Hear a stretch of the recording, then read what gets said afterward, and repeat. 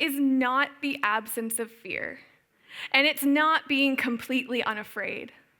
When I first heard these words as a young teenager, it was the first time that I heard fearlessness contextualized by an ambitious young woman.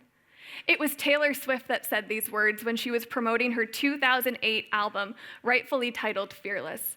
And it was an album that completely changed the male-dominated industry that she was part of as a young woman. These days, young women are bombarded with messages about how they can pursue their goals. They hear things like, dream big, you go girl, and don't let anyone stop you. But when it comes to bringing those dreams to actualization, when it comes to actually finding a path for making dreams a reality, the messaging that young women receive is not the same.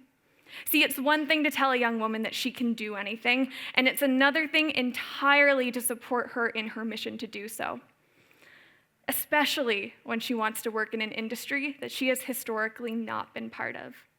See, when a man is called ambitious, a woman is called arrogant. For every man that's called a confident leader, there's a woman that's being called self-centered, self-obsessed, someone that's not nurturing, that doesn't care about the people in her life, that only cares about herself.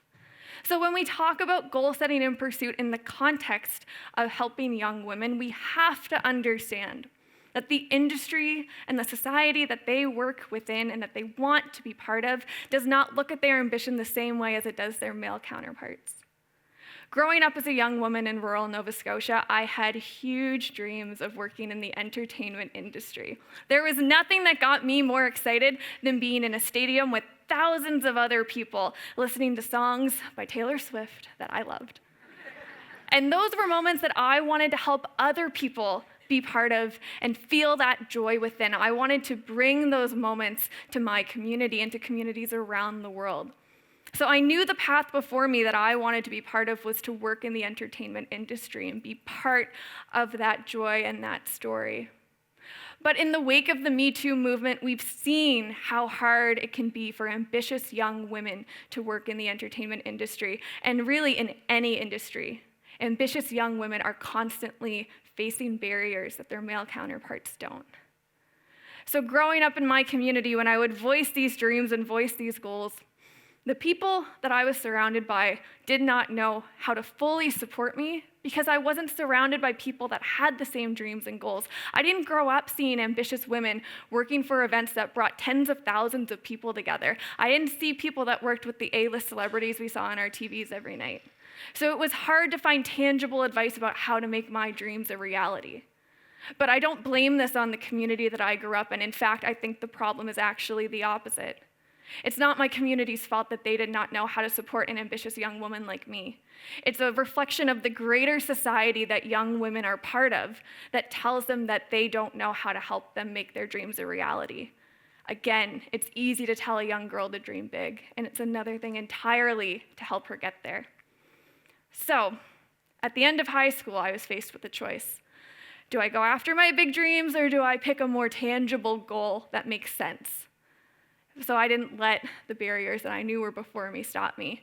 And I came to Mount St. Vincent University to study public relations, which was, I knew, a program that would give me the skills and knowledge and connections that would help me work towards my big goals.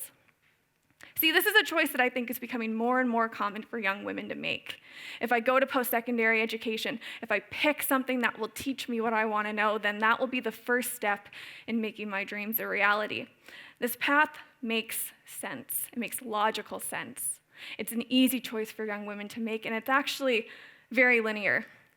It's often compared to a ladder. So as a post-secondary student, you start at the bottom. You're a fresh mind, a fresh face. You're ready to take in as much as you can, gain opportunities and grow, and work your way up the ladder towards that goal at the top, that big shiny star that you see, that you want to be part of and grasp onto. In this framework for goal setting and pursuit, there is one path. There are strategic choices that you can make that advance you up your path towards your goal.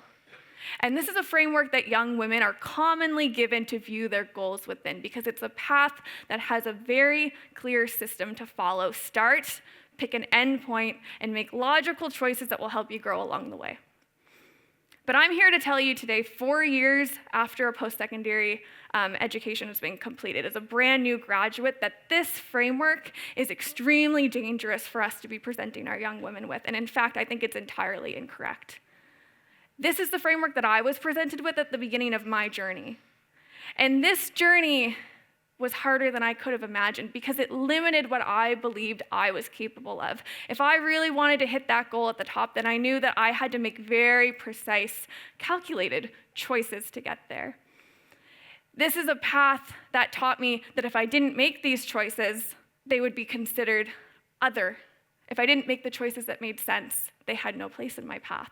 So suddenly, as an ambitious young woman, a fresh mind trying to learn as much as she can, I'm forced to look at my path and everything else that I have access to, the opportunities that come my way, the people that I meet that aren't part of the industry that I dream to be part of.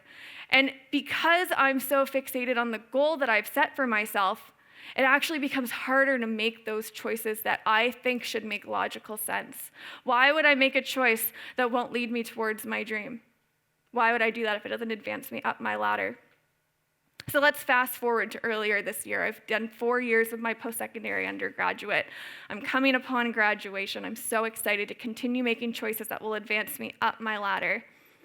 And I'm presented with a job opportunity to work at a tech startup in downtown Halifax. And this tech startup works in a very specific industry. They work in business-to-business software as a service pricing, which in the industry is known as B2B SaaS pricing. Now, if you're like me 5 months ago, you have no idea what I just said. And you're pretty certain that it has nothing to do with working in the entertainment industry. And that's completely correct. And that's exactly what I was faced with when I had this choice in front of me. I was presented with this opportunity, and I was battling in my mind, why would I take this job? Why has this job been presented to me? Why would this fall on my path? I can't make this choice. This choice is an other. This doesn't belong in my linear path that I've followed so far. If I take this job, does it discredit the work I've done to move me towards my goals? And this is where 2 things changed in my life. I was having dinner with my dad one night, and I was voicing these concerns and insecurities and doubts. And he said to me, Liz, if working in the entertainment industry is what you really want to do, and that's what you're fixated on, this job doesn't make sense. But if you want to grow, if you want to become the best at what you do, if you want to really find yourself in your passions, then this job is something that you should consider. And this conversation showed me that I'd been looking at my goals incorrectly my entire post-secondary undergraduate, and in fact, I should be looking at them more as a pyramid. Now, in the pyramid model for goal setting and pursuit, there are no wrong choices that a young woman can make, because every choice that she makes builds her a foundation that leads her towards her goal at the top. There's no choice that's other. There's no incorrect learning experience. There's only diverse choices that expose you to more people, more opportunities, more challenges that help you become a better version of yourself. So once I understood that my goals were not a ladder, but a pyramid, and that to really achieve what I want, I should be diversifying my choices, my whole perspective changed. And I could look back on opportunities that I had had in my post-secondary undergraduate, like working in policy, that maybe didn't make sense in an entertainment context, and I could see how now they actually fit towards the goal that I was working towards. See, in this framework, I knew that every choice that I make has a place in my life, and that would help me grow towards where I wanted to go. There's no blind spots here, there's only progress. And this realization caused my second shift.